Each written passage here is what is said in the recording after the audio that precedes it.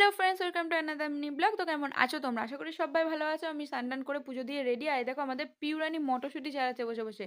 ওকে বলেছি চ উঠে মটরশুঁটি ছাড়া। আর এদিকে শাশুড়ি মা দেখো, দেখেছো কত রকমের ভাজা, মাংস, চাটনি ঠাটনি সব রেডি করে নিয়েছে রান্না করে। আর এদিকে আমি বসে গেছি সেইগুলো ঠিক মতন সাজানো ডেকোরেশন করতে। তো আজকে এত কিছুর কারণ হলো আইবুড়ো ভাতের থালি সাজাচ্ছি আর কি। আর আমি ফার্স্ট টাইম এই ফুল টুল দিয়ে সাজাচ্ছি, এর আগে কখনো করিনি। তো যাই হোক, লাস্টে তোমাদের দেখাবো যে কিরকম হলো, তোমরা কমেন্টে জানিও। আর আইবুড়ো ভাতটা হলো গিয়ে যে আমার ছোট পিসি শাশুড়ির মেয়ের, ওর সামনেই বিয়ে। তো সেই কারণে এই দেখো এত কিছু ডেকোরেশন করার। তো এত কিছু বলতে খুব বেশি না, এই দেখো সাজানো হয়ে গেছে। এই যে ননদিনী শাশুড়ি মা আশীর্বাদ করছে। তো কেমন হয়েছে সাজানোটা সেটা কমেন্টে জানিও।